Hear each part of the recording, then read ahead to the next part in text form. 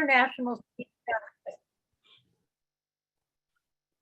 Speech contests are a really important part of our Toastmasters experience because they give the opportunity for personal development for both speakers and the audience members. Before we get started tonight, I'd like to have us recognize some of the VIPs or dignitaries. Please just turn on your video if you want to say hi. I'm going to read your names. First, we have what we affectionately refer to as the trio, and that would be our current district director, George Marshall. Our current program quality director, Carolyn Douglas. Our club growth director is Ed Cullen. Now, District 57 stretches from Fremont at the south end all the way to the Oregon border. And we have 9 division directors that help the trio carry out the duties that help all of the clubs do well. Division A director, Teresa Smith. Division B, Joanne Bradley. Division C, Elliot Rogers. Division D, Tong Yin. Division F, director is Winnie Ma. Division G, Mark Salcido. Division H, Lisa Ash. And Division I, Sherry Sue. Now, forming a foundational core for our district are past district directors. Past international director, Greg Scott, is with us. Many of these directors come back and help in all kinds of ways in the district, and we surely appreciate it. Randy Ellington, past district director, Steve Tadai. We have past director, Diane Plus. Kevin Markle. And then Beth Bolthofer was our director last year. And I'd also like to announce that we have 2 candidates running for the club growth director. That will be voted on at the business meeting tomorrow. And that would be William Holsey and Sally Philbin. And last but not least, let me introduce or wave, if you would, for us, Mark Salcido, who is also our contest chair tonight. Logistics for today's contest is very important.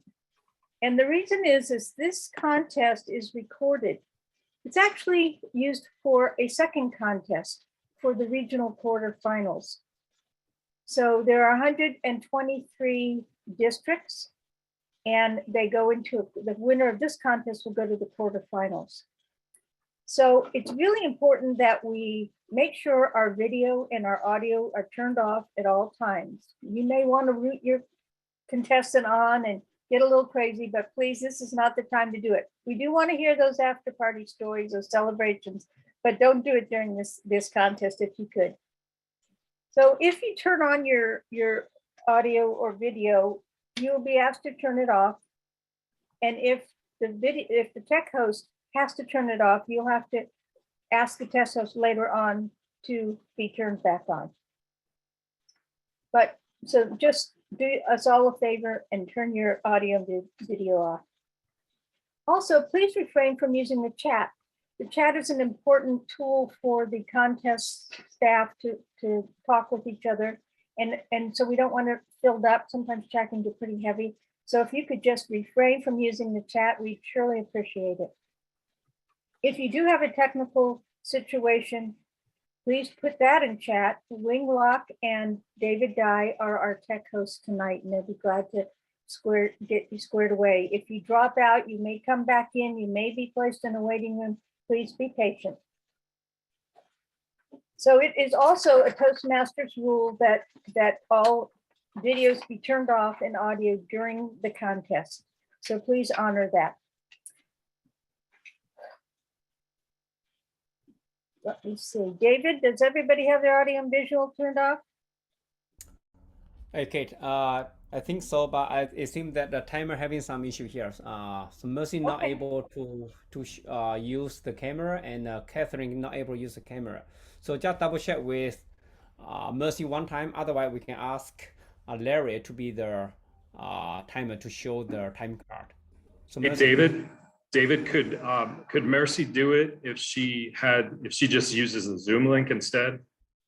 no, the same thing, and not because of that one. So I think the camera is having some issue. So Mercy, I think you joined the Zoom meeting directly, right? So Mercy, She was in the, yeah, yeah, briefing. she went through Hoga, I think. Right. So I think at this time we can ask Larry to be the timer to show the time card. Larry. Yeah. And then Mercy and Catherine, you guys can just time the speech and then, right, take the. How about that, Kate? Let me see. I'm not seeing the timer. He should Yeah. raise his hand, David. Larry, if you could raise your hand, the reaction hand. In the reaction buttons down below, there's a raised hand. Kate, he's right. He's side by side with you. Yeah, he's there. He's Yeah, there. let me go with gallery mode and see what happens there. Yeah, I see it. That's not raising the hand, though. That's the applause or something. So there's a straight hand upward.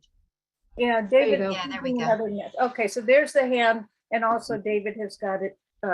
Yeah. The timer always in the upper left. All right, that looks like it will work. With that said, it's my pleasure to introduce our contest Toastmaster for today. Please help me welcome Toastmaster Linda Patton. Never says no to a leadership position, an excellent orator as well. Please help me welcome Linda. Thank you, Kate, so very, very much. I'll now begin with an overview of the International Speech Contest procedures. In this contest, we will hear an original speech from each contestant. There will be 1 minute of silence after each contestant for the judges to mark their ballots. I will ask each contestant, can you hear me, and see the timer. Once they respond, yes, I could hear you and I see the timer, I will then introduce them. To eliminate any perception of bias or prejudice, I will introduce each speaker contestant in the same way. Contestant number, their name, the title of their speech, and their name. The speaking order has been chosen randomly, and I'll announce the order now. Number 1 is Donica Hopkins. Number 2, Patty Wong. Number 3, Ron Fitch. Number 4, Ray Engen. Number 5, Michelle Petticolis. Number 6, Jackie Tweedy. Number 7, Alexei Morov. Number 8, Justin Pareas. And number 9, Bruce Mason. After the final contestant, I will ask for silence until the judges have submitted their ballots. Our chief judge, Hans Thoma, will review some of the contest rules. Hans? Good evening, everyone.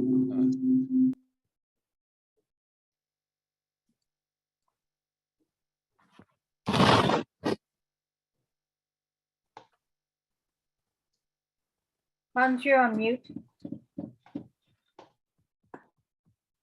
Yeah, I'm here.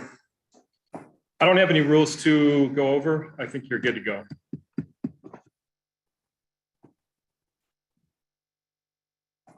Okay. Mercy is back online for a timer.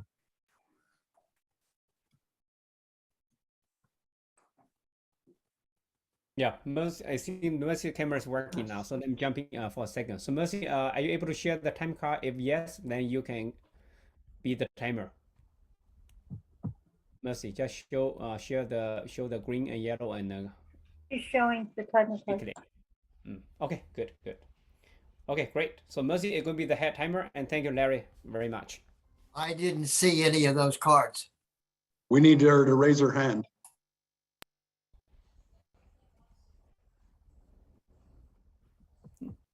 Go. Thank you, Mr. Chief Judge. It's now time to begin the International Speech Contest. Are you all excited? I certainly am. Contestant number 1, please turn on your video and your microphone. Can you hear me and can you see the timer?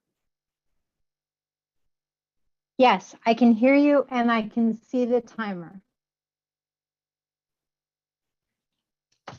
Let me introduce you. It's Donica Hopkins. Do it now. Do it now, Donica Hopkins. Life should be great. I should be at the top of my game. I'm 34 years old, living in the beautiful Northern California wine country. I'm married.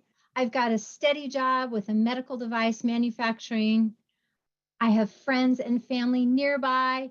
Yes, life should be great. I should be at the top of my game, but I'm not. I've been passed over 3 times for promotions at work. My dreams of being a mother are shattered. My husband and I just lost our first pregnancy. But what was worse was the look of relief I saw in his eyes when we learned the news. It was just there for a second, but my heart wrenched. I wanted to be a mother and have a family more than anything. My response, I went to Victoria's Secret and bought everything they had. Unfortunately, my husband's response, abstinence. For him, it was a simple solution. No intimacy, no children. We were in the impasse, and I believed that it was all my fault. I became convinced that I was unattractive, unlovable, unworthy. I weigh what I weigh now, but I proceeded to lose 25 pounds because I thought I must be too fat. It's easy to do when you throw up everything you eat. I also became a people-pleasing doormat, agreeing with everyone, laughing at their jokes, saying yes to everything. But I never felt that my opinions were valid. I was so lost, so alone, so isolated. I didn't know what to do. One day over lunch with my best friend, Monica, she saw my distress and my dismay. She suddenly exclaimed, "Donica, it doesn't have to be like this. You are loved.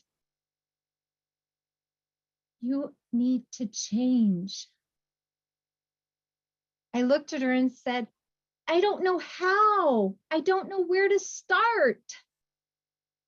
Monica got a big smile on her face and said, "Girl, it doesn't matter what you do. What matters is you do it now. Stand up." I looked at her. "What? You heard me. Stand up. Do it now."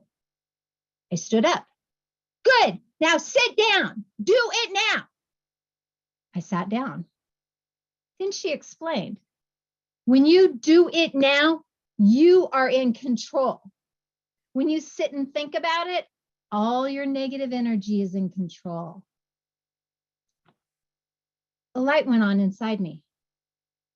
I started thinking about all the things that I had used to love to do that I had stopped. There were so many: fitness, learning, having fun with friends. I realized that if I needed to change, I needed to do it now. I remember seeing a flyer for a trail running group. On my way home, I decided to do it now, and I signed up. Our first run was on a trail so steep, I was sure I was going to fall and break my neck. I was scared to death. Luckily, my running coach, Kenny, showed me how to lower my center of gravity, and do it now. For the next 12 weeks, I slipped and tripped and fell all over those trails. But each time I got up over and over and over again, slowly transforming from a hesitant, nervous newbie to a confident, sure-footed mountain goat. Success. Remembering Monica's words, I wanted a promotion at work. Because I worked in the medical device industry, I knew any science would be applicable. I opened my laptop and found an anatomy class, complete with my own personal cadaver. It was so great. I signed up immediately because I decided to do it now. After 18 weeks, countless hours in the library and the dissection lab, I passed my class. 6 months later, I got my promotion. While I had made friends in both my running group and my anatomy class, I really wanted to address the fear that I had that I wasn't good enough. My friend Kathy invited me to come to her community book club. I was amazed and astonished by how confident and comfortable everyone was sharing their opinions and viewpoints. Kathy explained it was because everyone was so encouraging and supportive of each other. Then she asked if I'd like to join. And of course I said, yes, I'll do it now. 10 weeks later, I was the one sharing my opinions and viewpoints comfortably and confidently. By this time, I was bursting with physical, mental, and social confidence, thanks to cliffs, cadavers, and community clubs. Because I had decided to do it now, I had a healthier self-image, greater self-confidence, and even found a new relationship with someone who wanted children. Fellow Toastmasters, do you know someone who struggles with fear, who holds himself back, who doubts himself? Remind them of Monica's words of wisdom, but don't sit around and think about it. Do it now. Madam Toastmaster. Thank you, contestant number 1. Please turn off your video and mute your microphone. Timer, please allow 1 minute of silence.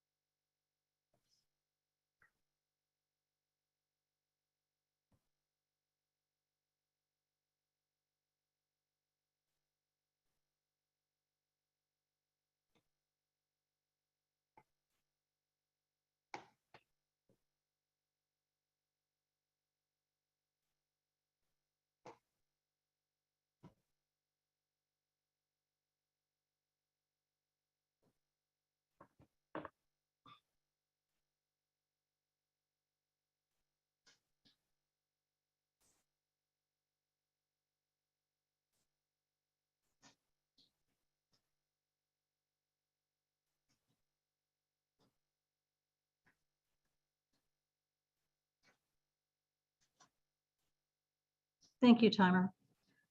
Contestant number 2, please turn on your video and your microphone.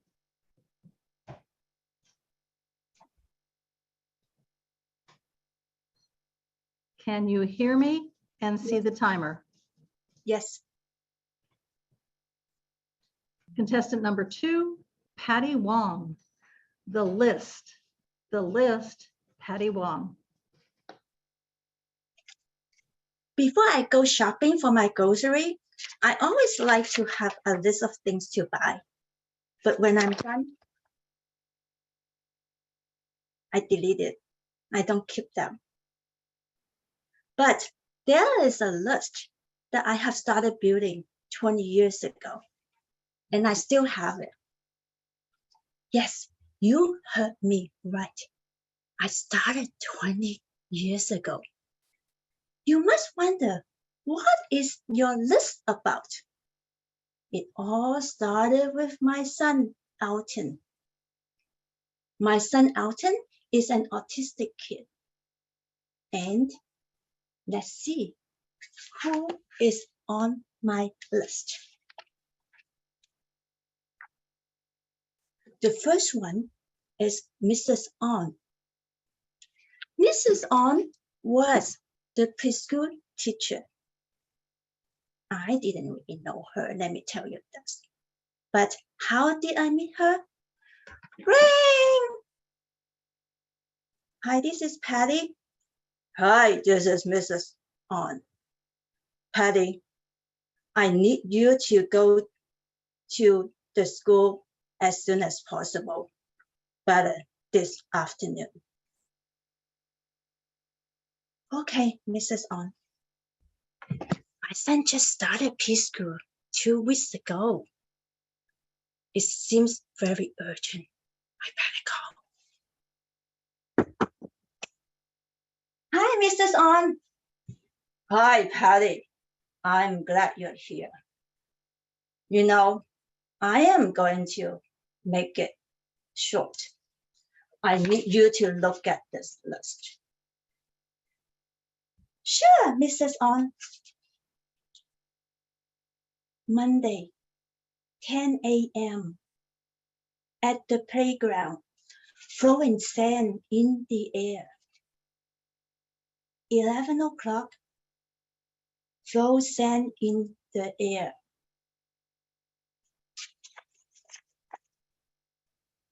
Tuesday, 9 a.m. throw sand in the air. Keep on throwing sand in the air until 11 o'clock. Not very strange. My son Alton said that. Patty, you know that for a 2-year-old kid, it's not normal. 2-year-old kid likes to play with other kids. You have to take Alton to see his pediatrician as soon as possible. Take this stack of notes. I sure enough made an appointment right away. What happened? Mrs. On was absolutely right. Alton was diagnosed with autism. We went through a whole year of whatever evaluation you could think of. But because of Mrs. On's notes and her observations, we were able to get Alton the correct help he could have got. Let me look. That was the first one on my list. There's a lot of people on my list, but the most recent one is Sam. Who is Sam? Sam is the owner of President Table Tennis. My son Alton, he likes to play ping pong. But for autistic kids, it's pretty typical. They are not really social. They don't even know how to say hi. So even though he likes to play, he will just sit there waiting for people, watching people, how to do ping pong back and forth. And he just sits and watch. But for me and you, we'll be like, hey, do you want to play with me? You know what Sam did? He called me. Hey, Patty, I know that Alton did not have anyone to play with. I asked some players and I got their phone number. You go to call them. You make arrangement with them. So Alice, so Alton can play with them. And I did. And now my son Alton, he's a very good ping pong player. He has friends. He is even the admin to add new players in his chat group so that others can meet someone ahead of time and plan ahead of time so they can play. You know, Mrs. On and Sam, they really did not have to go out of their way to help Alton, but they did. Why? Because of their kindness. They want to help. For us, I like to take this moment. All of you, close your eyes. Ready? At this time, I want you to think who in your life has touched you. They go out of their way to help you. You have that? Now, also think about a person that you have gone out of your way to help. Got that? Great. Now, I ask you to slowly open your eyes. At this time, you have two lists. One, you're the lucky one. Someone has helped you. The second list, you are even luckier because you are the one to help others. Now, it's all on you. That is the list. Back to you, Madam Toastmaster. Contestant number 2, please turn off your video and mute your microphone. Timer, please allow a 1 minute for silence.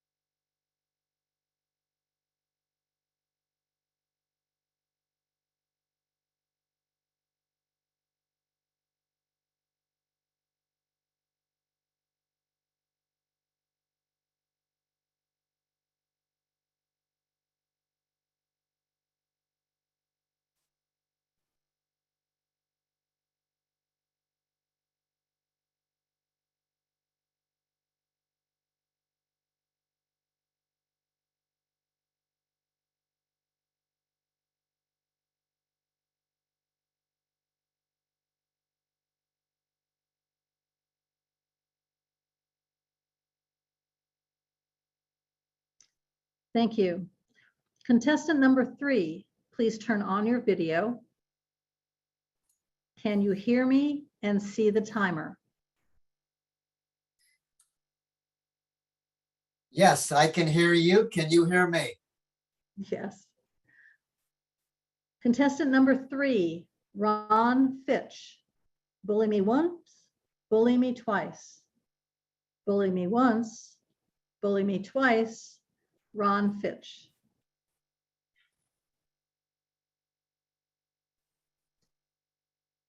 I dedicate this speech to my mother who helped me survive it all. Happy birthday, Mom. Have you ever been bullied? You remember how it felt? Maybe you haven't been bullied, but you know someone that has. Or maybe you've been the bully.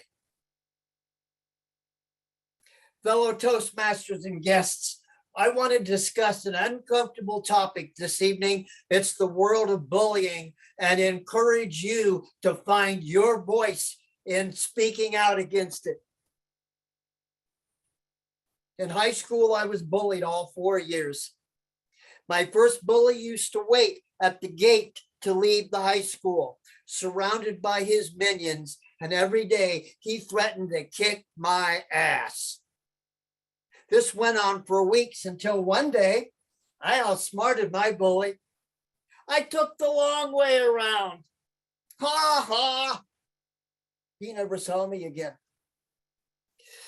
Problem is, now I encountered a bunch of new bullies, bigger, badder, and one of them was a girl. Girls can bully just as viciously as guys can. Remember Lucy Van Pelt? She's always threatening to pound her brother Linus. She calls Charlie Brown a blockhead. We learn from bullies on how to bully back in an attempt to survive. I tried bullying back once. Eggs in the mailbox and firecrackers are hardly a response. And then one day, a friend of mine came to me and said, I can fix your problem for you. Seemed like a good idea at the time until one day I got a visit at school from a police detective. You see, the boom was a little bit bigger than he had intended. Somehow I survived that and made it to June. The bullying that started quick was over in June. Bully me once, bully me twice. After college, I got into the world of software development. Do you know that the biggest bullies are in the IT world? Read your Dilbert cartoons to find out about that. My first boss was a bully. He fired me as quickly as he hired me because I wouldn't stand for his bullying. A few weeks later, I ended up in job number 2 with a real team of developers, man. We were going places. Every Friday, at the end of our staff meeting, we would chant, we only have winners on our team. We only have winners on our team. Boy, that felt great. And then the president would call me into his office and, Ron, you're a screw up in the industry. Nobody will hire you. Except he didn't use the word screw up. You're lucky to be working for me. And then to show what a nice guy he was, he let me go home early. Well, if you slug me in the gut, I'm not worth anything for the rest of the day. This went on for weeks until one day, driving home early, hold it a minute. If I'm such a screw up, why am I working for him? Just an hour ago, we chanted, we don't have winners on our team. In high school, I survived bullying by hiding. In the software development world, I survived bullying by burying myself in design. Now, what are the traits of bullies? Do you know that bullies are actually cowards? That's why they have their minions around them. They use big words, they make idle threats, and most importantly, they want it to be kept hidden and private. They don't want anybody to know what they're doing. The KKK wear hoods because they don't want you to know who they are. So one of the ways to prevent bullying is to make sure that it can't be private. You know, it may be that cameras all over the internet that we're afraid of is going to help us put an end to bullying. For those of you that have been bullied, remember this. You can't change the fact that you were bullied, but you can change how you hold it. This evening, I'm recommending that you forgive your bullies. Father, forgive them, for they know not what they do. Jesus said as they nailed him to the cross.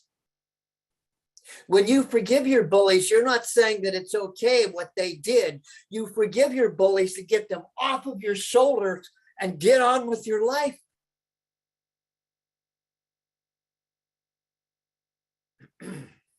So, just because I work for you does not give you the right to bully me. Bully me once, bully me twice, but you're not going to bully me a third time, because this evening I declare my life, my world, to be a no bully zone. Now you're probably wondering what you can do to help stop bullying. It's real simple. If you're being bullied or you know somebody that has been bullied, tell somebody about it. Don't keep it hidden. Don't wait for somebody else. Don't sit back and hope it'll go away, because it won't. The time has come to end bullying now, and it all starts when you stand up. Come on, stand up and speak out. Do you have the courage to stand up and speak out? The future of bullying is in your hands. Mr. Toastmaster, Madam Toastmaster. Contestant number 3, please, I'm sorry. Contestant number 2, please turn off your video and mute your microphone. And that is actually 3. And timer, allow for a minute of silence.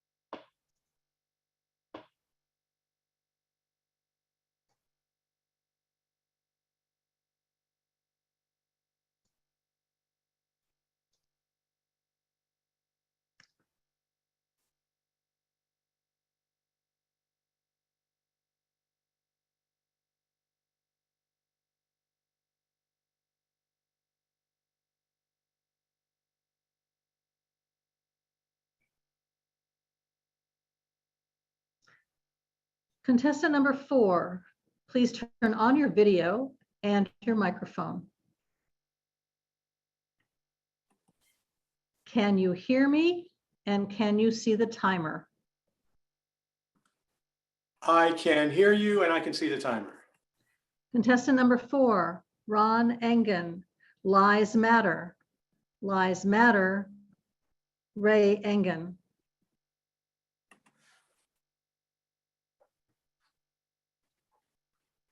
This moment was Disney magical, but it was real. And had you been climbing our plum tree with hundreds of pink little beautiful budding flowers, you would have seen from a bird's eye view an adorable little boy. Me asking, why are there so many flowers in this tree this week when there weren't last week? Well, Ray, this tree is very smart. It knows when someone very special is about to have a birthday, and it only flowers then. It's almost my birthday. This tree knows you're special. I hugged that tree. That tree liked me. It really, really liked me. Madam Toastmaster, fellow Toastmasters, I watered it. I talked to it. I ate lunch in its comforting limbs. I grew up believing in that tree. And every year when it would flower right before my birthday, my belief grew. Never dawned on me? Mom lied. She consciously lied to make me feel special. That's the actions I saw growing up. Lies matter. Now, those weren't the words that I heard growing up. My mom also said, if you lie, every time you lie, it blackens a part of your soul. See, adults don't want kids to lie. Yet they lie to kids all the time. I heard a parent say, if you lie, Santa's not going to bring you any toys. But lies aren't bad. It's the intention behind the lie. That's what makes it bad. Good lies lift up. Bad lies are self-centered. Every day, there's a moment where the truth is optional. A moment like under that plum tree, because lies matter. Keeping Santa, the Tooth Fairy, and the Easter Bunny alive in the minds of children, lies matter. Telling somebody they look great when they really don't, because if they think they look great, then they do look great. Lies definitely matter. Lifting someone up doesn't take physical strength. It just takes listening, observing, and good intentions. Now, at age 93, my mom is bedridden, doesn't eat, she has dementia, in hospice care. Does the truth help her? Mom, you're done. There's nothing we can do. No, lies matter. When I say to her, Mom, at 93, cholesterol doesn't count. Eat as many corn dogs as you want. She smiles, she beams.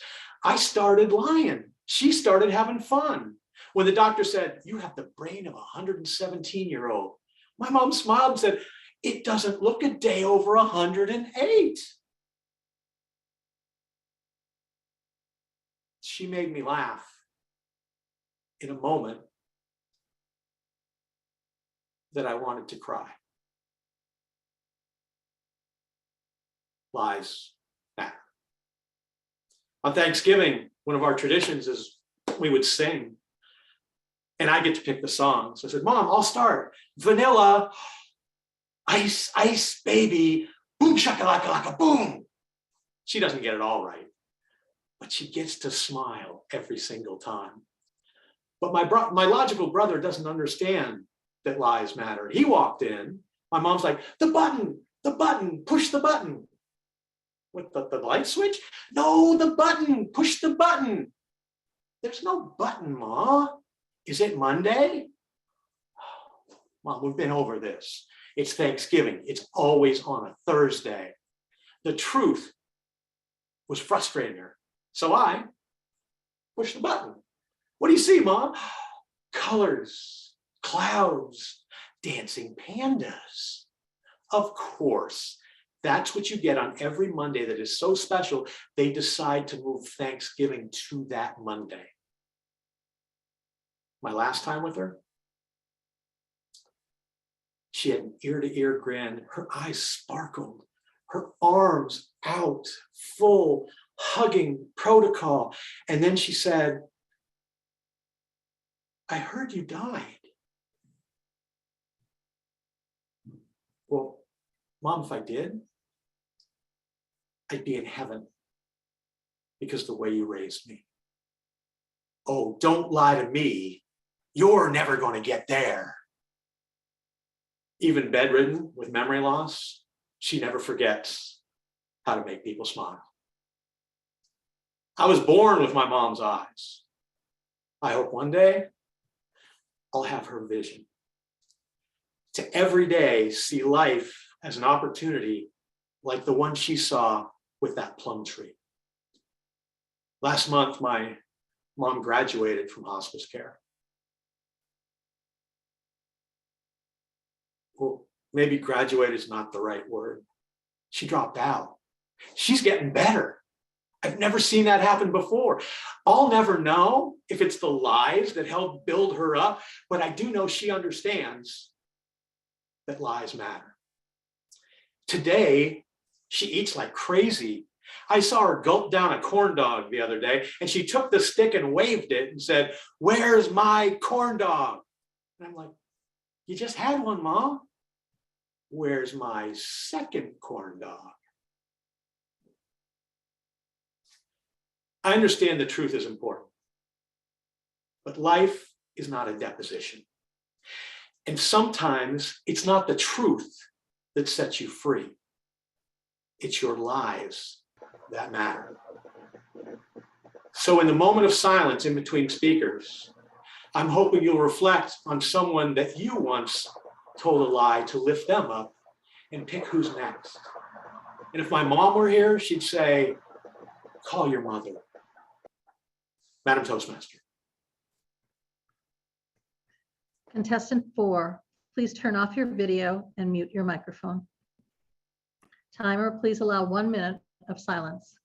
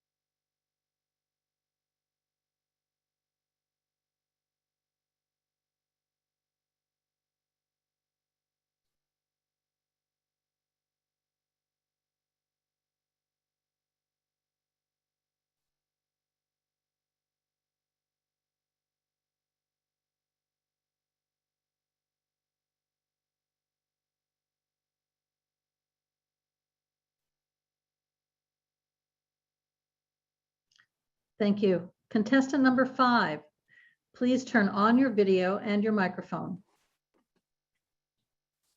Can you hear me and can you see the timer? I can hear you. I can see the timer.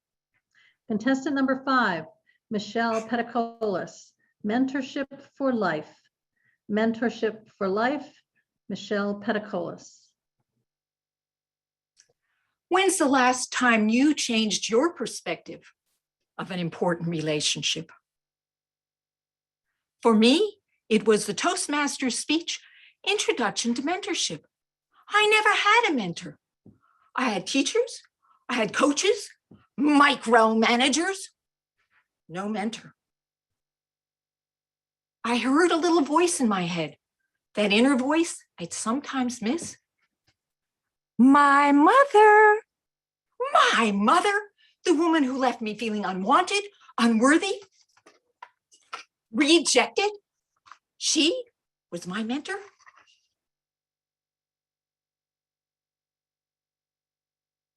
I guess she was. She was prolific. She created something new every day. I learned drawing, painting, photography, filmmaking.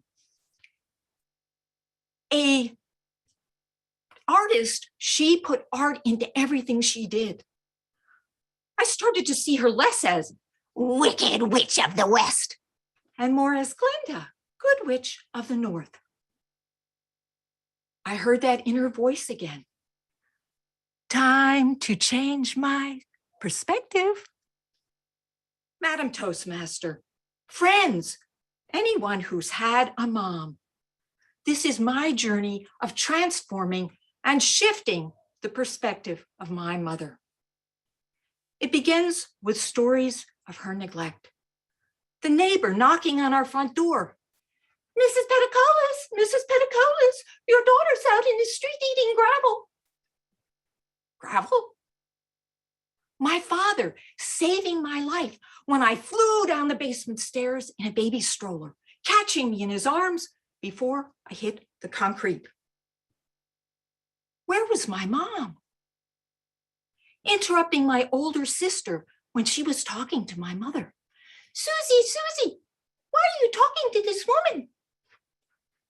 I'm her mommy, sweetie. Didn't I know she was our mother? Then it dawned on me. These were her stories, told to me by her. Did she feel guilty? Rejected by me? A housewife from New Jersey breaking into the New York toy industry in the 1950s? Did she worry that in pursuing her passion, she was not a good mom? Perspective shift. She was courageous, a role model of empowerment, anytime, any age. She often said, I wanted to make $1 million. Your father said, I'd like 6 kids. Who did the good Lord listen to? It was quite a juggling act, managing 6 kids and running a business. She dropped a few balls. We children became resourceful and resilient. She never abandoned us. She welcomed us into her art projects. Stars in her fairy tale movies, elves in her toy making business. Her way of welcoming us in. Her biggest impact on me was when she was dying. I went home to help her finish up business.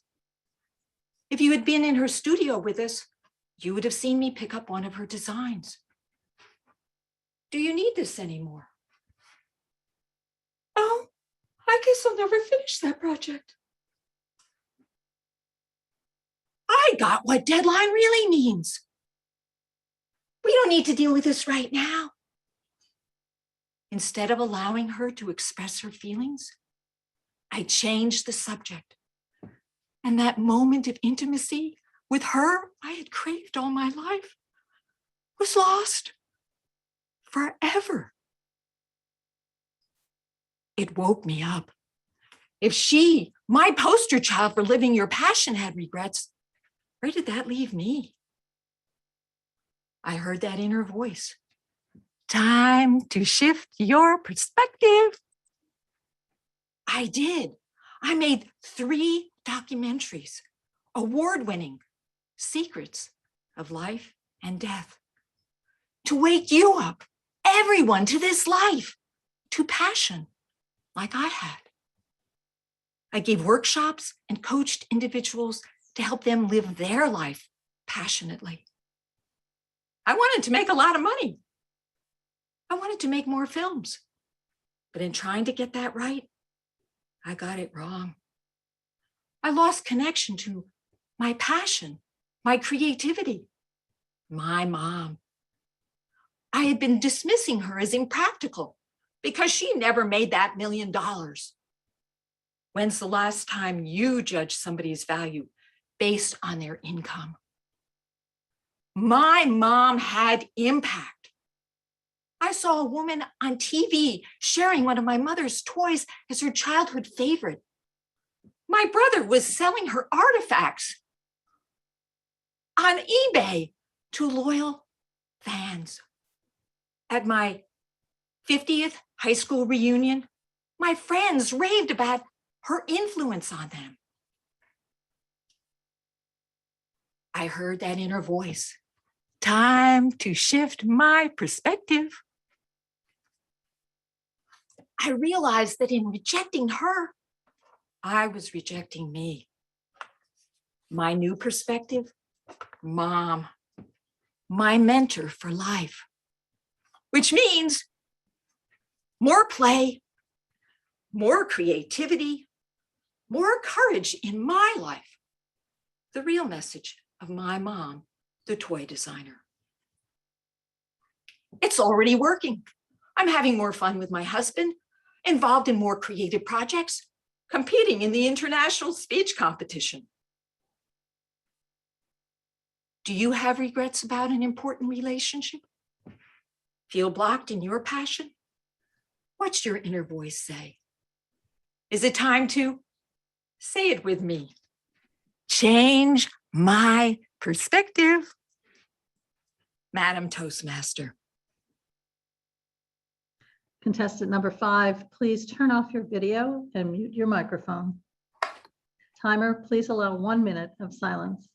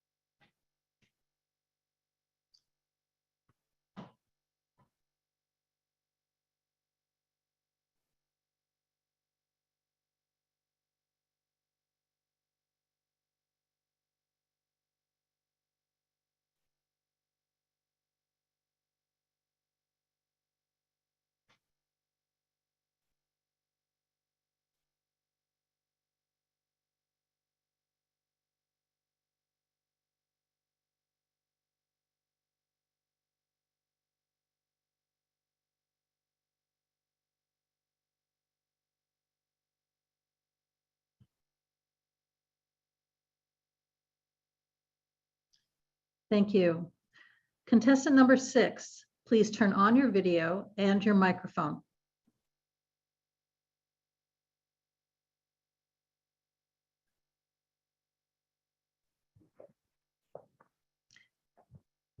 Can you hear me and can you see the timer? I can hear you and I can see the timer. Contestant number 6, Jackie Tweedy, lost and found. Jackie Tweedy, sorry, lost and found Jackie Tweedy. When I was young, I used to lose everything. My poor mum would despair. She'd tease me and say, Jax, you'd lose your head if it wasn't screwed on. But you know, losing belongings as a child is nothing compared to true loss. And that's what hit me 6 years ago when I lost my precious mum. but she didn't die. My mum has dementia. Everyone says that dementia is all about loss. But I have a dear friend who told me that inside every loss, there is something of value to be found. And I've made it my life's journey to go into my mother's dementia to find out for myself what has been lost and what can be found for me, for her, and for you.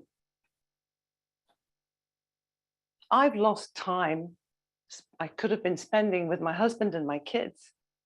I've lost income because my mum's care has required me to sometimes be a full-time worker. And I've lost my mum. She was my rock, always on my side. She helped me when I sometimes couldn't even ask for it. But what have I found? Oh my goodness. I found that I can now be my own rock because I've discovered a resilience inside of me that feels so much stronger. And I've got really good at things. I've discovered that I can do finances, that I can organize and navigate through the medical system, that I can get creative and resourceful and give my mum a quality of life, something to match what she has always given me.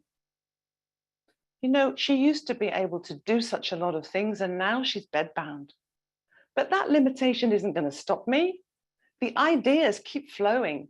We bring the spa day we used to love to go to her home.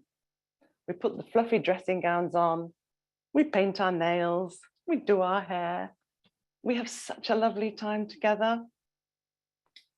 And the best thing of all is that she experiences that connection again.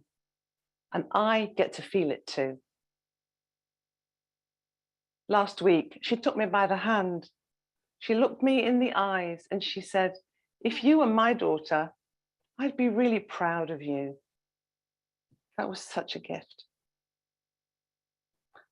And what has my mum lost? Some people would say she'd lost everything. Her memory, her independence, her mobility. But I invite you to have a closer look. What has she actually lost? Nothing. Well, how could that be? Because if you can't remember what you had, you have no awareness of what you've lost. If you don't have a past, because you have no memory, you don't have the sadness or the remorse or the regret or even the trauma. And if you can't see into any kind of future, there's no worry. There's no awareness of anxiety. So what my mum has instead is joy.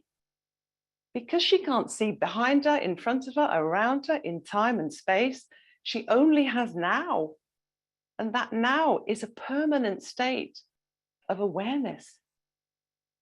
People meditate for years to achieve that.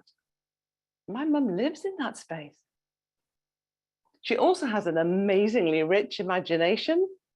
She tells me she's been swimming with dolphins. She climbs up mountains.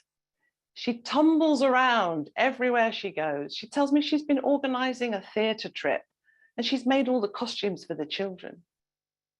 I love the fact that she's in that world and I go and join her there, and it inspires me to use my imagination in my own life. Because the beautiful thing about having that stillness in your own experience is that everything else falls away. When I think about my mum and her experience of dementia, I remember one thing that really warms my heart. She's got Mr. Fox, and here he is. Mr. Fox is my mum's constant companion. She has adventures with him. She tells me all about them. He sometimes tries to pinch her breakfast, she tells me. He even went to hospital with her when she was poorly with COVID, and they put her in an isolation ward. None of us could visit her, but Mr. Fox was there. The nurses even said, every patient in this hospital needs a Mr. Fox. And this is my mum. I don't need my mum to know who I am, to know that she loves me. I can feel that. And I don't need her to not have dementia in order to love her, because she can feel my love. And dementia has no power over love. So I invite you to go inside and look for a loss that you've experienced. Grieve and accept it. Notice what you're feeling. That's an important part of the process. But then take a look inside and see what gift might be waiting for you there. But don't look with your eyes, because your eyes will only see the grief and the loss that you've always seen. Look with your heart.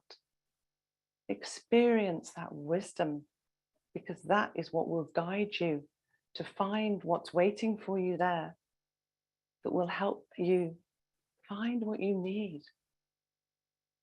I promise you it's there. You only have to look. Lost and found. Madam Toastmaster.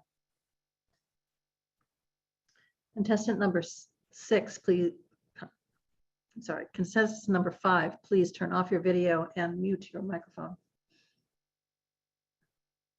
Timer, please allow 1 minute of silence. Jeez.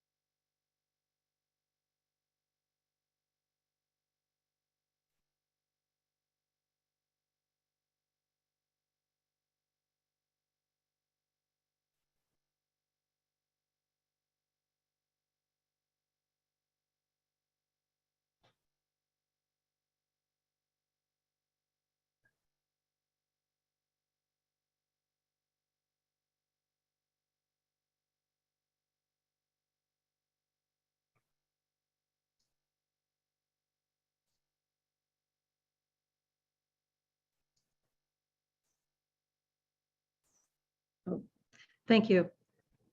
To contestant number 7, please turn on your video and your microphone.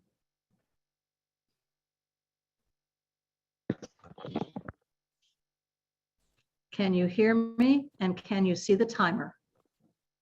Yes, I can hear you. I can see the timer. Thank you. Contestant number 7, Alexei Morov, Other People's Wars. Other People's Wars, Alexei Morov. Stop it. Stop it, he said, because you don't want to know. But how could I stop? My fellow Toastmasters, when you see an exciting, fascinating mystery right there in front of you, do you stop? Of course you don't, and I didn't. But let me tell this story from its very beginning. It was in the 90s, when I was just a schoolboy, and with my friend Max, we were playing real-life role-playing games. You know these games.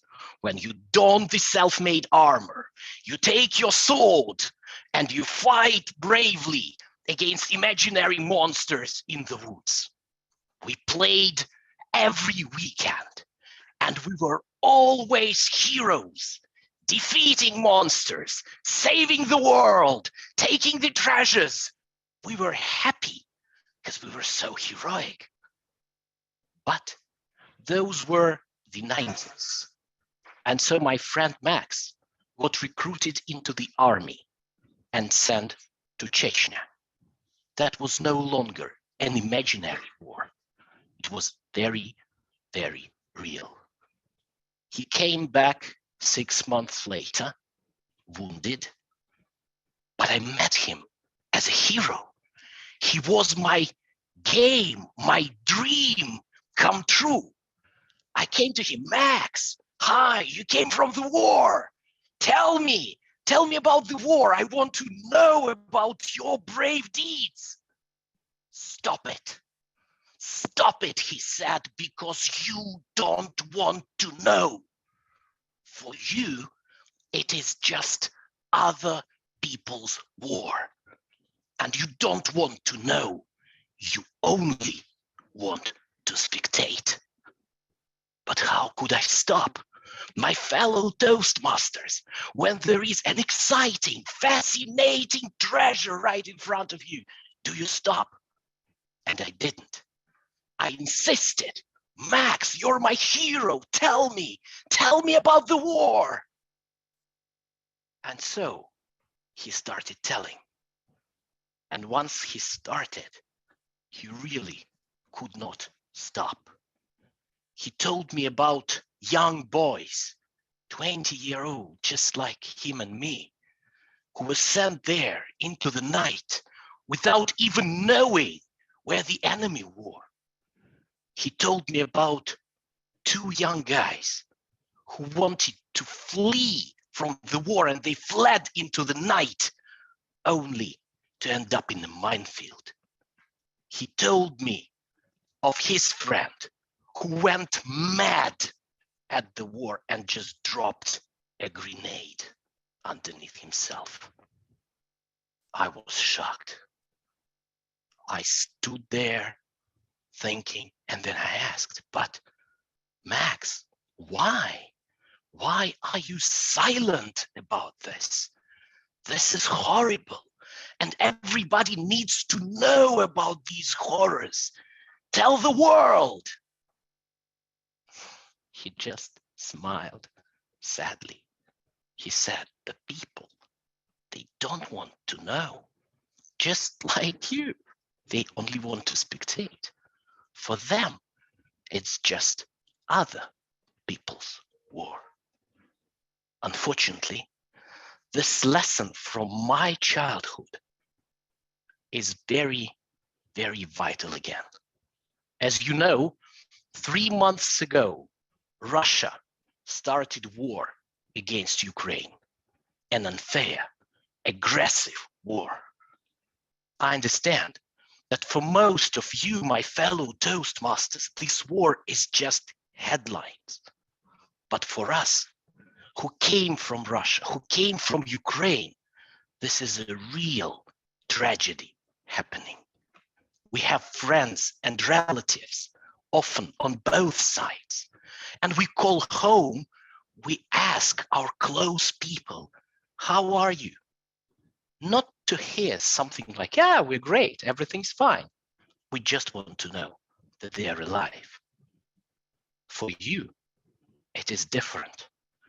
You don't want to know about what is really happening there, about people being massacred, about people who can't have their voices, who can't say no to war because they might get imprisoned or even executed.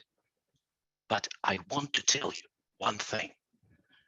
It is not the war somewhere out there, not the war of Russia and Ukraine. It's the story of a madman with a nuclear button who sits there ready to press it at any moment. We can be discussing gas prices or donut quality, but think about it.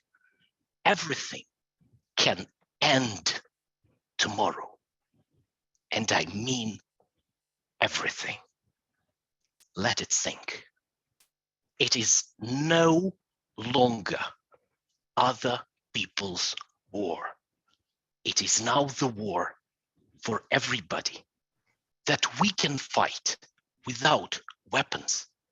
People like me and my family, people from Russia and Ukraine, need your emotional support. They need to know that they are not ostracized in the society, not stigmatized for the country where they lived or were born. They need to know that they are an integral part of the society that wants peace. It is not other people's war.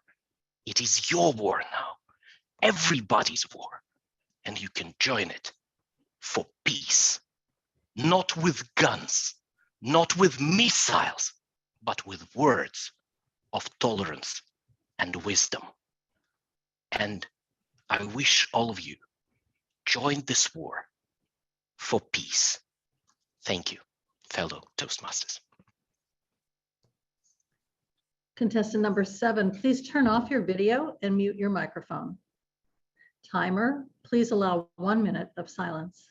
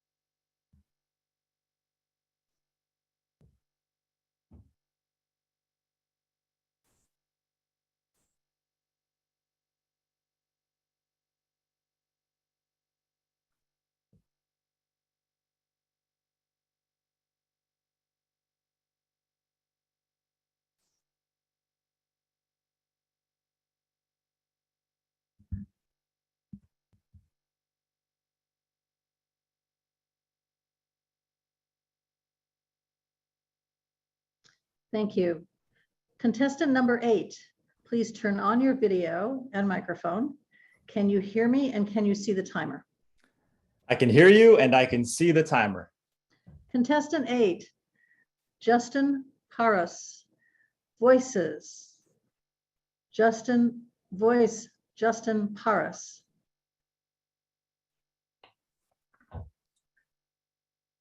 Almóndigas.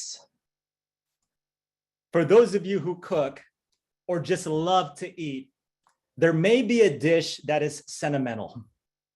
For me, it's my mom's almóndigas, a delicious Filipino meatball soup.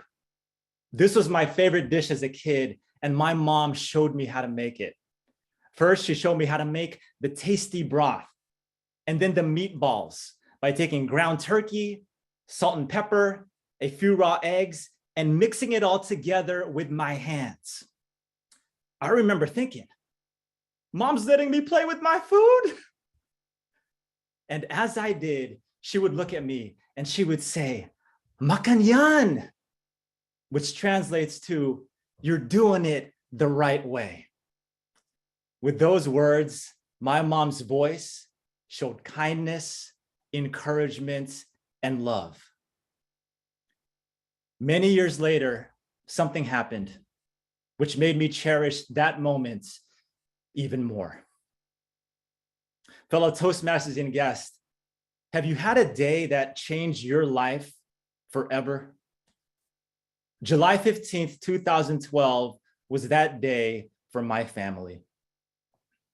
I was at home with my parents who were in the garage having a typical conversation when I heard my dad say to my mom, "Why are you talking that way? What's happening to your face?" I rushed to the garage. My mom was sweating. She was slurring her words and her face was drooping. My dad turned to me, "Call 911. That was the day my mom suffered a massive stroke. A stroke that left her in a coma for 3 days and paralyzed one side of her body. When she woke up, she could not walk, swallow food, or speak. Can you imagine losing your voice? For 22 years, my mom worked for the post office, using her strong yet gentle voice to help customers. Outside of work, she had a passion for cooking. She would share her delicious recipes with those looking to replicate them, even though nobody ever could. She would use her voice to care for my brother, my sister, and me, to teach us, and occasionally to scold us, even as adults. And now her voice was gone. For those of you who have ever lost your ability to speak for even a few moments, might understand how frustrating, uncomfortable, and disempowering that can be. The months following my mom's stroke were the toughest of my life. I believe the stroke was caused by stress and fatigue. I felt guilt and regret over what I could have done to help my mom more, to relieve her stress. The doctor told us, your mom may need a feeding tube or live in a care facility for the rest of her life. I went to a very, very dark place. But it was during those days that the voices of others brought comfort, just like a warm bowl of mom's almondigas. My cousin Alma said, Justin, this is your opportunity to give back and care for your mom. My Uncle Chris said, Justin, you will find peace when you live in the moment. Even the hospital janitor, he told my dad, everything's gonna be okay. Keep praying.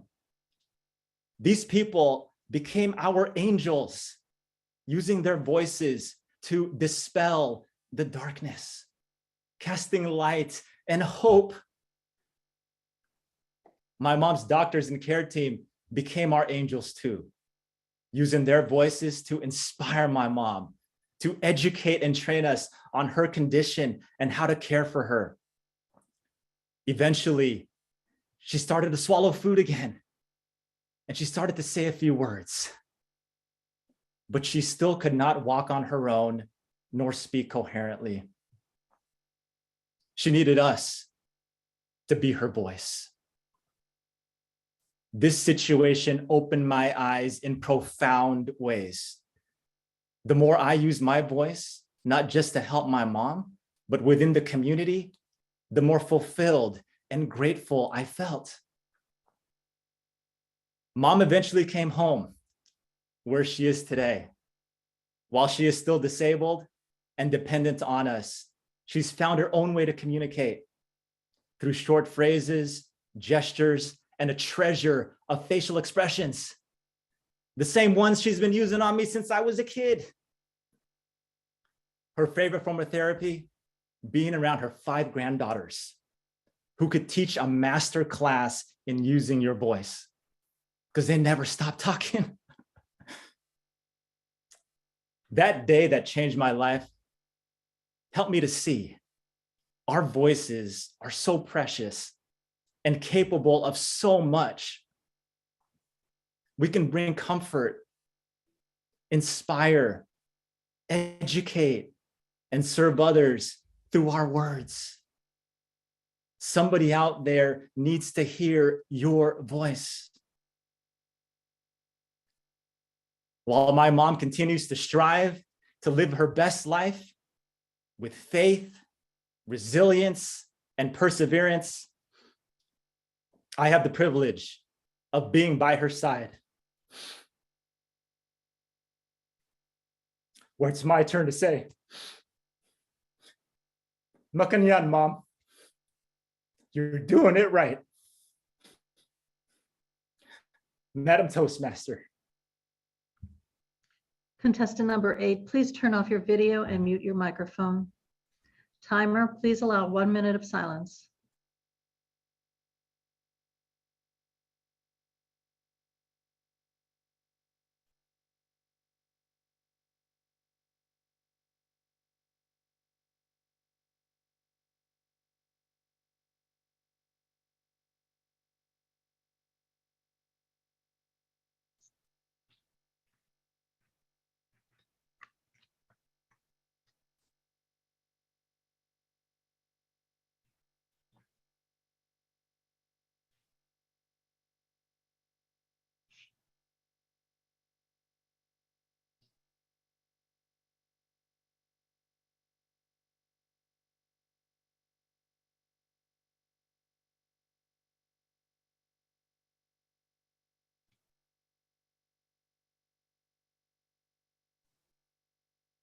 Where did you see it?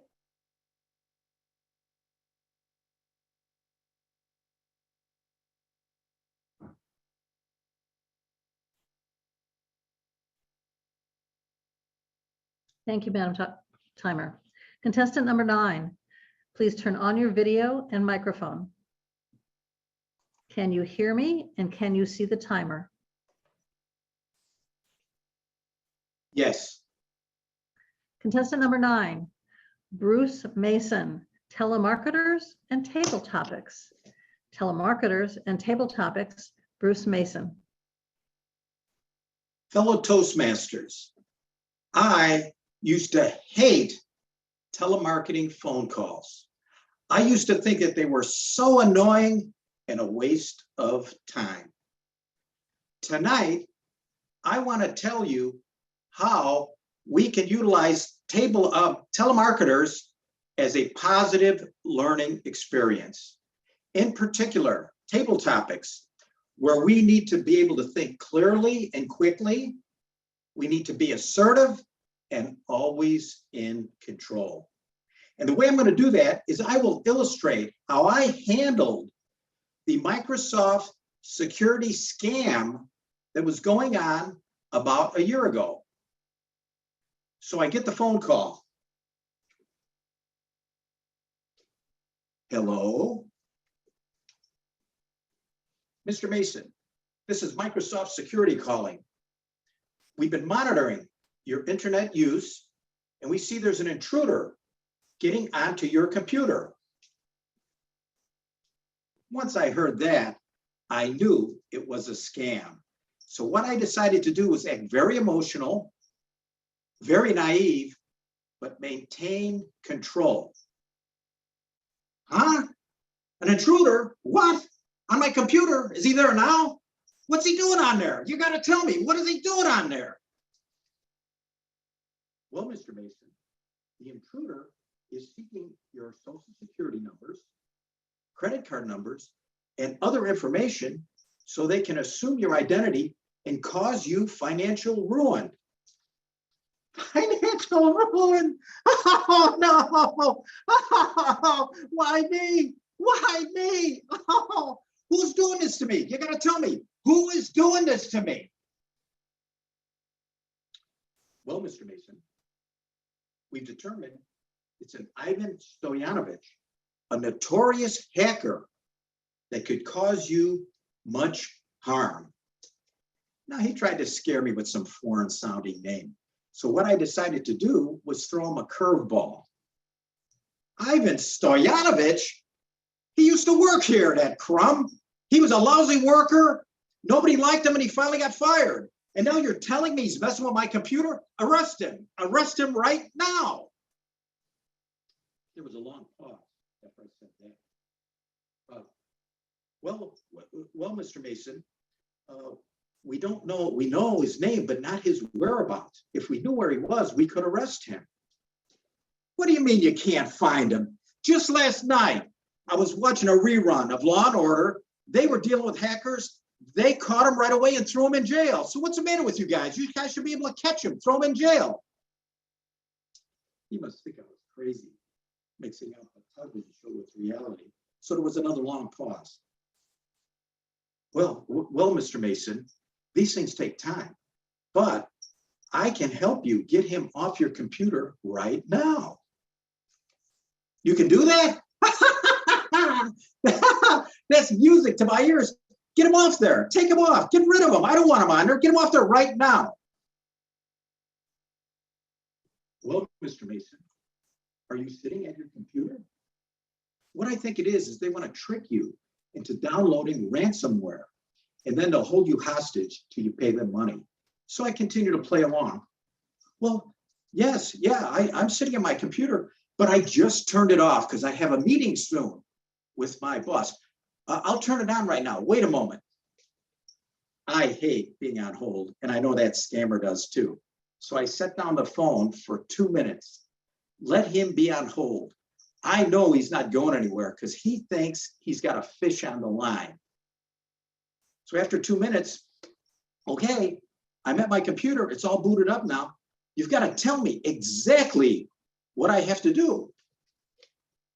Well, Mr. Mason, you'll have to go to our special Microsoft security website, download some software, and we'll be able to purge Stoyanovich off your computer right now. It's that simple. Oh, that's great. Hey, wait a minute. Here at work, we're told that we're not supposed to put outside software on our computers. Did you talk with our security manager? Did you talk with Linda Patton about this? What did Linda say? There was another long pause. Well, that's right, Mr. Mason. We spoke with Linda and she instructed us to give you a call to get the intruder off. That's great. You had me worried there for a second. Okay, you got to tell me exactly what I have to start typing in. Oh, wait a minute. My boss is signaling me. I've got to go to that meeting. Give me your name and phone number, and I'll call you back after I get out of the meeting. Now they're using some pirate phone lines. There's no way you can call them. Well, no, Mr. Mason. I'll be more than happy to call you back in 1 hour. No. You might not call me back. Give me your name and phone number. I want to call you back to take care of this guy today. Today, you got that? So we went back and forth several times until finally he gives up. Mr. Mason, my name is John Smith. The phone number is 800-123-4567. Got it, John. Now I want you to stay right by the phone. Wait for my call. I don't want you to go anywhere, and we'll take care of it as soon as I get out of the meeting. You got that? You got that right? Okay, okay, Mr. Mason. Then I hang up. So I hope you can see some of the things you can do. In table topics, we have to listen to what they say, respond to it, but you try to twist it, stay in control of the discussion, and proceed like that. This is a great learning experience, especially for table topics. So I encourage you, don't look at telemarketers as a negative thing. Look at them as a positive learning experience. Because I know if you try this, you will like it. Fellow Toastmasters.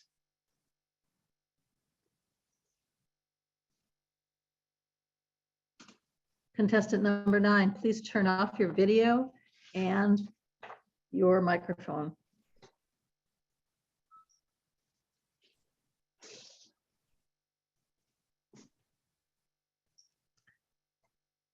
We will now have whatever time it takes for the judges to complete their ballots. Tech host, will you announce when the ballot, I will let you know when to send the chief judge and the ballot counters to breakout rooms as soon as I can confirm that he can confirm that the ballots are complete. Yes, thank you, Madam Toastmaster.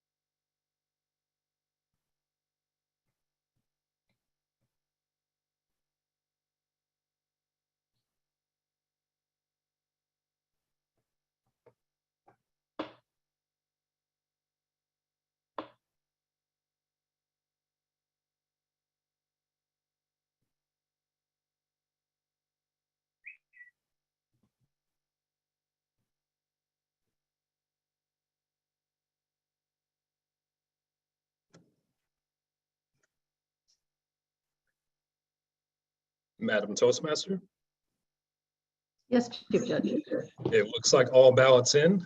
Will you please open the breakout room? Tech host, would you please send the ballot counters and the Chief Judge to the breakout Yep. room? The room is open.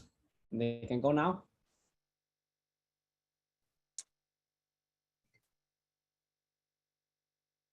David, is everyone out? Yeah, let me double check they are in the room. Yep. Oh, okay. One more waiting to go there. So wait.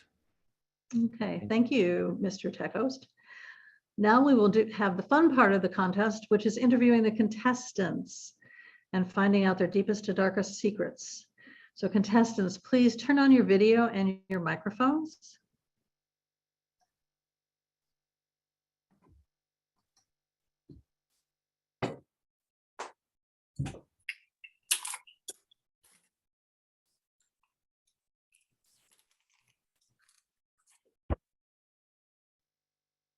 Okay, we'll start with the easy questions. How long, let's start with Michelle. I'm going to do you from 1 to 9, I think. And so you'll know when you're coming up. Donica, first question. How long have you been in Toastmasters and what club are you representing today? I've been in Toastmasters 6 years and I'm representing Toasttronic at Medtronic. Okay, and your current profession is? Clinical project coordinator. Fun, how fun. And, ooh, hello. Contestant number 2. I'm here, Patty Wong. Hi, Patty. Quick question. So how long have you been in Toastmasters and what clubs do you belong to? I started in 2020 and I belong to President Community Toastmasters Club. I work as a security compliance analyst. Okay, very good. Thank you. Ron, how long in Toastmasters, what clubs, and what's the job that you're doing these days? Well, let's see. I'm Vice President of Education for the Alameda Tongue Twisters. I've been with the Tongue Twisters since October of 2014. And your current job? I am a biofeedback, neurofeedback therapist. I help people learn how to manage stress like they've been under for the last 2 years. Aha, very good. Thank you. Ray. I could save you all the time in the world. Toast to Petaluma, 10 years, Chief Charisma Officer at Leadership Through Laughter, and my favorite food is macaroni and cheese. Okay. And where do you get to eat that macaroni and cheese that you work? I don't work. I just said that as an extra thing since I saved time and tried to fill extra time. Okay, thank you. Number 5 is Michelle. How long, what clubs, and what do you do when you're not speaking? Is there anything else but speaking? I've been in Toastmasters since 2017 at Heart to Heart Toastmasters, but more recently at Leaders Worldwide, and that's who I'm representing, Leaders Worldwide. And I have been and am a life transformation coach, enabling people to navigate the challenges of change. Thank you. And Jackie. I have been in Toastmasters 2 years this August. I belong to the Diablo Champagne Breakfast Club, and I work as a holistic coach and a yoga teacher. Very good, thank you. Alexi. your turn. Hello. In October, it will be 2 years as I joined Danville Toastmasters that I proudly represent. And while not doing public speaking, I do some speaking in the classroom, being a training manager for Community Tech Network. All right, thank you. Justin? Yeah, hi, I've been a Toastmaster now for 13 years. I'm a proud member of Citizens for Better Communicators based in Fremont, otherwise known as CBC Toastmasters. I work as an account executive at Akamai. We help to make the internet faster, more reliable, and more secure. Great, thank you. And Bruce. Thank you. I'm not showing up on the big screen. Okay, I've been in Toastmasters for many years. And I work as a telemarketer. Okay, thank you. Okay, All right, we're gonna go backwards now. We'll start with Bruce. What's the one thing that Speechcraft and the speeches that you give in your clubs has taught you, and so what's the one thing that they've taught you, and what's the one thing that you still need to learn? yeah. You know, I think the main thing I've learned in Toastmasters is we learn by doing. So you just got to get up there. A lot of times you won't prepare the speech. Well, I can't give that speech this week. I found that you're better off giving a speech that you're not prepared for is much better than not giving any speech at all. So always remember that. Get out there and do it. Now, the one thing I'd really like to work on, and it's a real challenge for me, is I like humor. I think any speech can be improved with humor, but it's a very challenging and scary topic to explore.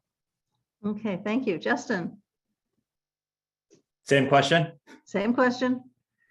What have I learned in Toastmasters? What I've learned is that there's no silver bullet for how to develop a good speech, because our audience is made up of individuals, very unique individuals who come from different backgrounds, different experiences. So to think there's a silver bullet for how to deliver a speech is basically not true. What it comes down to is finding those truths within yourself and those experiences within yourself that resonate with you, where you've learned things, and just being willing to open yourself up and be vulnerable and just share those experiences with everybody. And along those lines, one thing I want to get better at is actually being better at sharing emotional stories. I broke down at the end of that speech, and I received 2 bits of advice I just want to share quickly from Cara Wasden, a great speech coach, and James Jeffley, the previous champion. Cara said, don't be afraid to go there, to those tough experiences, which I was afraid to go to. And then James Jeffley said, you got to get to the cliff, but don't go over, meaning you got to find a way to be emotional, but not break down. And luckily, I broke down at the very end, thank God. But I'm very blessed and thankful for Toastmasters, such a great club with great people, including all of you. So those are my 2 takeaways. Thank you. Alexi. Hello again. Speaking of what Toastmasters taught me was meeting and greeting people, because my family moved from Russia to the United States in early 2020. My kids went to school for 3 days before everything got locked down. And then we spent a year and a half imprisoned in our apartment, working from home, studying from home, and never seeing anybody. So actually, for a year and a half, Toastmasters were my only window into the world, my only opportunity to meet someone other than my nearest family. And I'm forever grateful for that. And speaking about something I still need to learn, I would say it's humor, but Bruce already said that. So I would say it's creativity and being able to come up with something new all of a sudden. And that is definitely something very valuable for everybody. Okay. Thank you, Madam Toastmaster. Jackie, how about you? I think the thing I've really learned when I've been in Toastmasters so far is not what you say, but what you don't say. So creating spaces and gaps around the words that you're speaking to enable other people to not only relate to what you're speaking, but to see inside themselves what they're feeling. And I have always spoken really quickly. I have a really dear friend who is a speech therapist, and she timed me once and she said, you've got the fastest rate per minute of any of my clients. So I have to work quite hard to slow myself down. But Toastmasters has taught me to do that. And I enjoy creating that space now that helps me and hopefully helps the people who listen to me. In terms of what I would like to develop moving forwards is the opportunity to pick any topic and to refine a speech, to craft a speech, and then to keep refining and keep refining. Because I think I used to think that it all had to be done in one go. But I've learned some more patience now, where I can just keep working and just notice that it evolves and it has a life of its own. So having the faith to continue that process is something I want to explore. Thank you. Michelle. I have learned a whole lot in Toastmasters. I've certainly learned all about the vocal variety.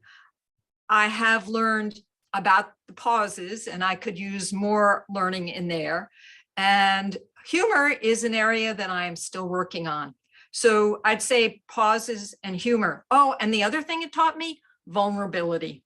Because before that, I was a great performer, but I didn't really show up as who I really am.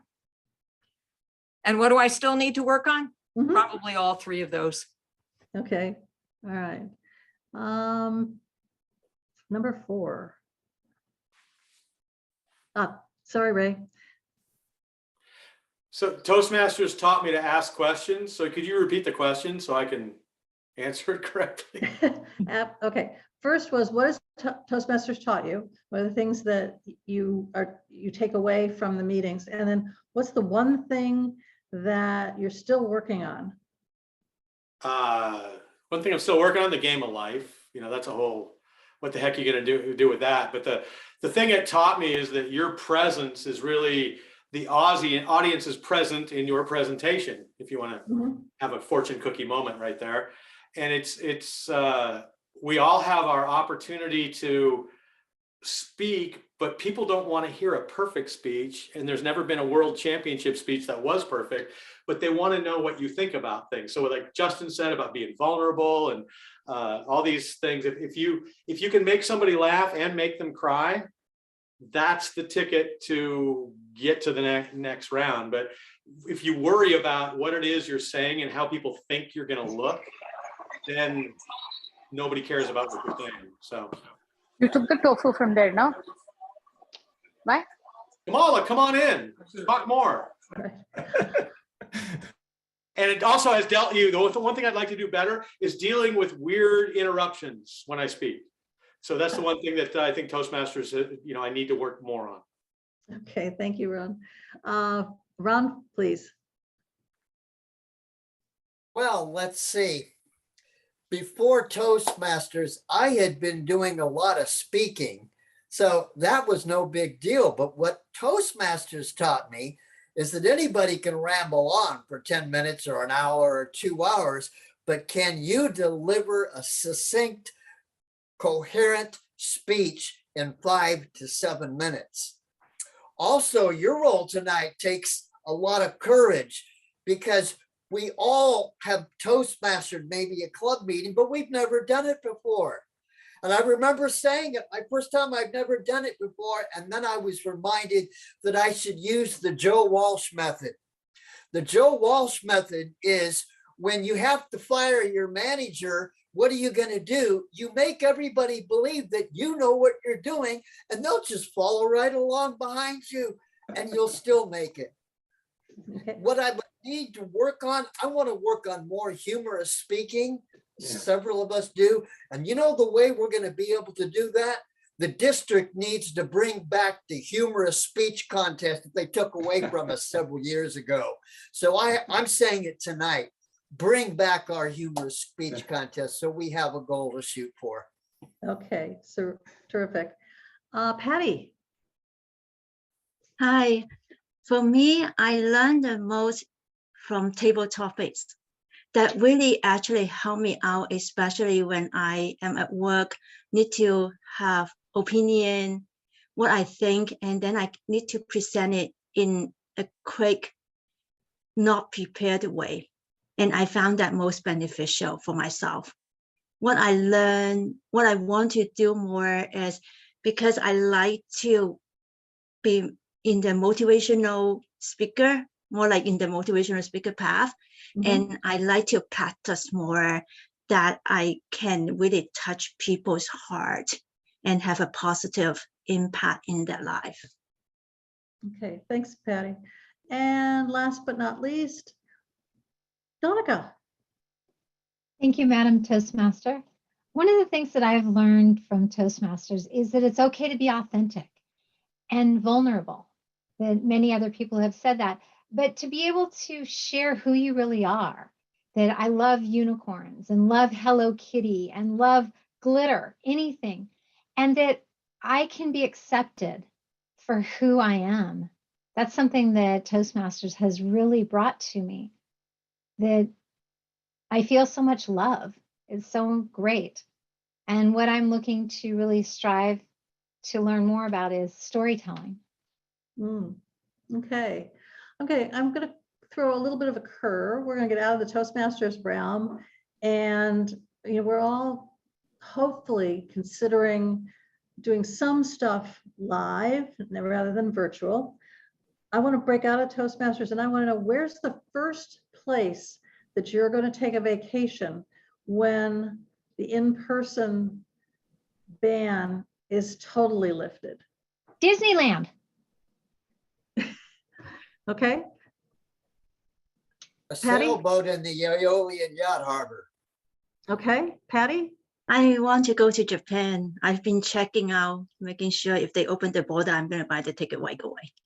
All right. We got 3, 4. Ray. I want to go to a cheese factory and just eat. I want to go to a buffet and stuff myself so I can touch every piece of food that's there and just enjoy it and push it down my mouth until it starts coming back up the other side. And then I'll be joyous and have somebody else drive me home. I don't care if it's far away or close. All right.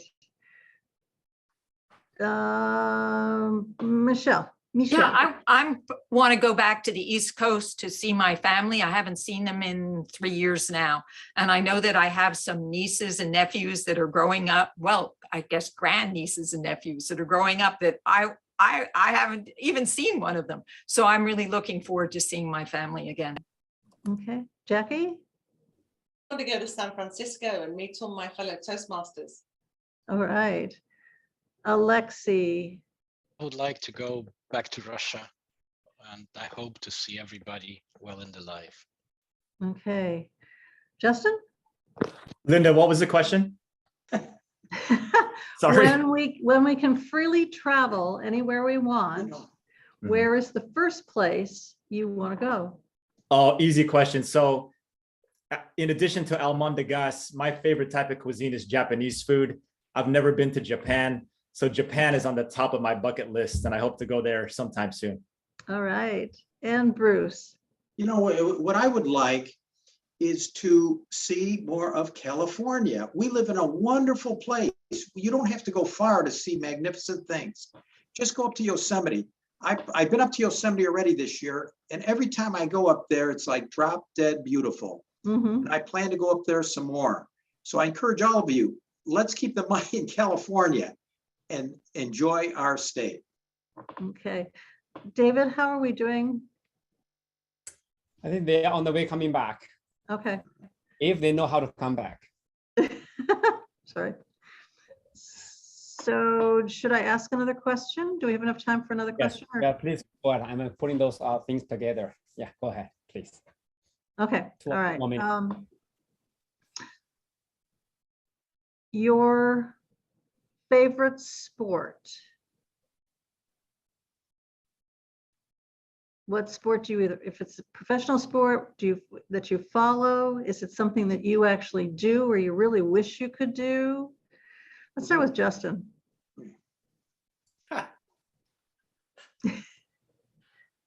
You're muted.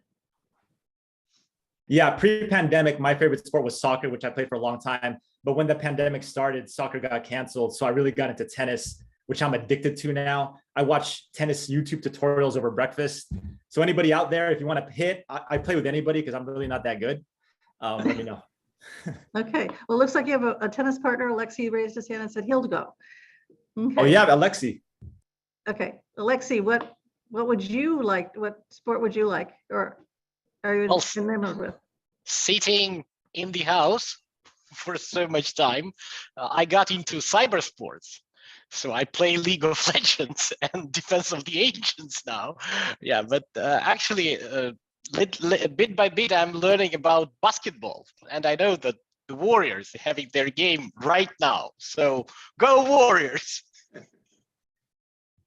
Okay, great. Okay.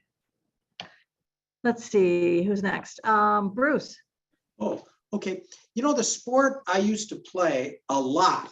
I'm originally from back east. I play ice hockey. As a matter of fact, I played some out here, and I know you'll find it's hard to believe, but I was in the over 40 league. Okay. All right. Patty.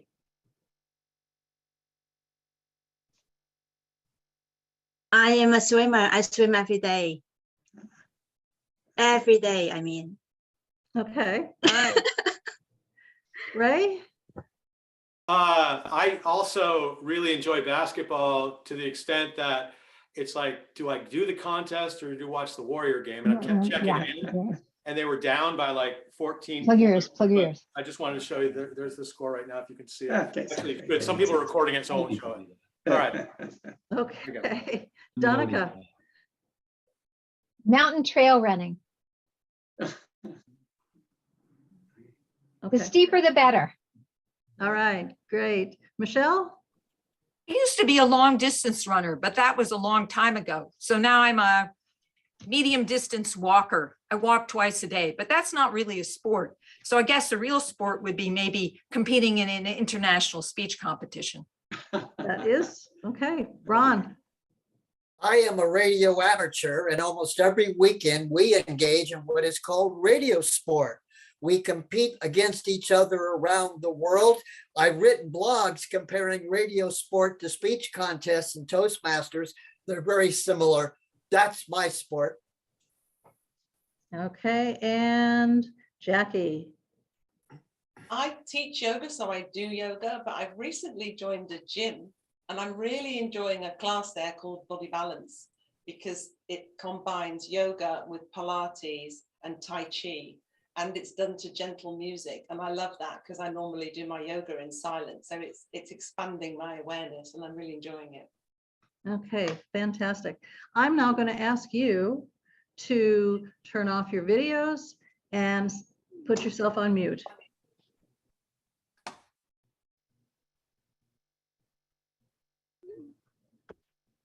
Okay, thank you, David. Yeah, I think we are ready. So the result is ready. Linda.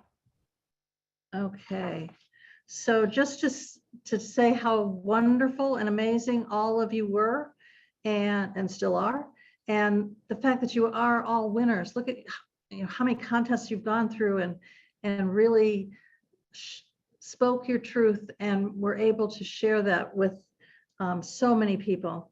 Hans Thoma, the chief judge, and the team of tech hosts, ballot counters, timers, and judges, thank you so very much for all the work that you put into this. And every one of you in attendance, thank you for being here this evening. I'd now like to announce the winners of the International Speech Contest who will compete at the regionals for Toastmasters International World Championship of Public Speaking.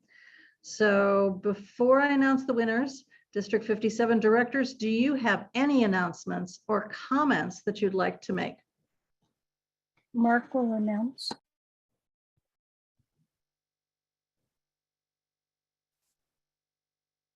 Anyone? Yes, Mark. Carolyn, I know we have a big day tomorrow with the conference. Did you want to say anything about the conference tomorrow, Carolyn? Yes, thank you so much for this opportunity. We're looking forward to so many of us being fully present in our conference on tomorrow. We'll start at 8 a.m. with our annual business meeting. So I'm looking forward to seeing as many presidents and vice presidents and area directors and division directors fully present in that meeting. And when the conference starts, our guest speaker, our keynote speaker is Sarah Khan. I'm telling you, this is an amazing speaker. One thing I want you to keep in your mind is at lunchtime, we will have our lunch learn, and fun. We have a speaker there, Matt Dix, author, a comedian, a humorous speaker, a father. You will enjoy his presentation. And we have 6 beautiful, beautiful educational sessions that are available for you to participate in. I'm looking forward to all of them. And guess what? We will be recording some of them because we can't make all of them at the same time. We haven't learned how to split ourselves up. But anyhow, after that's done, we will have our awards ceremony, which should start about 2:10. And when that is completed, we will come back for the evaluation contest. And we're looking forward to the pre-briefing getting started about 3:30 and the contest itself beginning about 4. So that's it in a nutshell. I want to thank everyone that has contributed a thought, time, and effort to what has occurred. I am so proud of all of the contestants tonight. Thank you again. Back to you, Toastmaster. Thank you, Carolyn. I have to say that the day tomorrow, it looks so exciting. I'm really looking forward to it. So, but without further ado, let's hear the results. I'm sorry, Mark gets to, Mark, I'm just so excited. Please, Mark, would you announce the results? I would be happy to. Thank you, Madam Toastmaster. You've done an excellent job, so thank you for that this evening. Without further ado, the moment you've all been waiting for. In 3rd place, taking home the bronze tonight, Alexei Morov. Everyone can see my slide, right? Yeah, except it's Alexei Morov, not Moroccan, but we'll get that fixed. In fact, the winners will be getting these actual trophies once they're engraved with your name. So thank you, Alexei, taking home the bronze. In 2nd place, taking home the silver tonight, Ray Engen. Ray Engen taking home the silver tonight.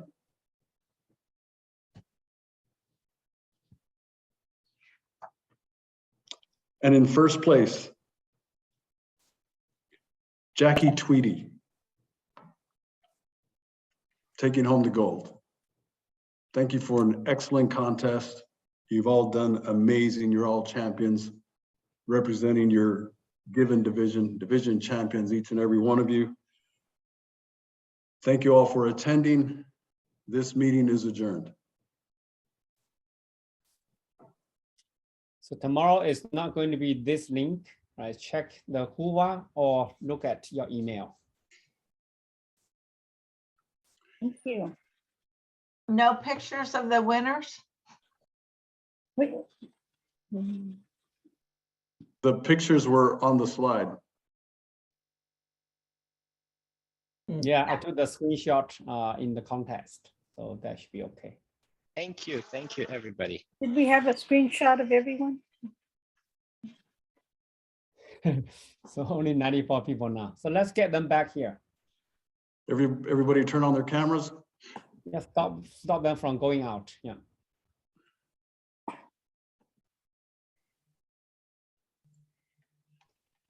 Okay, let's see. And 85 people, 84. Maybe do it tomorrow. Yeah, they're leaving rapidly. Just get what you can. Just get what you can. Yeah. Let's all do it. Let's all capture it there. I can't, my video won't turn on, David. I don't know what's going on. Yeah, everybody just stay in meeting for a second. And we are going to take a screenshot together. So still 74 people. You are lucky ones. We have 74 people left, and we have 74 people remain here. Excellent. I think we got up to 160. Yeah. Yeah, it is. Most excellent. Oh, okay, great. So everybody look at your camera, look into your camera and say cheese. Cheese.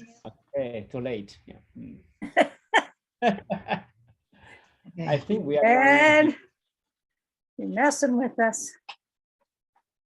We're down here. Yeah, I think we're done. We got everyone. All right. See you Thank you, all everyone. tomorrow.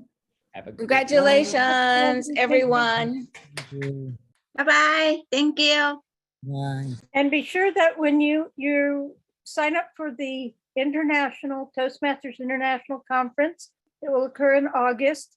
And that's where we'll see the next level of the contest. We won't see the regional quarterfinals, but we'll see the finalists at that conference. So it's really, really exciting. So I hope to see you there. Hey, Kate, just one question. So when you paste the name Moroccan, so his name Moroccan. That or was, Moroccan? it auto-corrected. That's why I sent the text to change it to Morocco. I see. Yeah, Okay. sorry about that. Well, you can tell I like Moroccan food, can't you guys? It autopilot is that name. I surely apologize for that. I didn't catch it till after it was. Oh, now I got you. You said autopilot. Okay. Autopilot, yes, it just fills in those words and I have to turn that off somehow when I figure it Yeah, out. let me share the link, the slide deck with Mark and also Kate. Mhm. So Linda, great job, Linda. Excellent Thank job. you. Yeah. There were moments my tongue got ahead of my what I was seeing. Yes. Okay. All right. Yeah, time for dinner.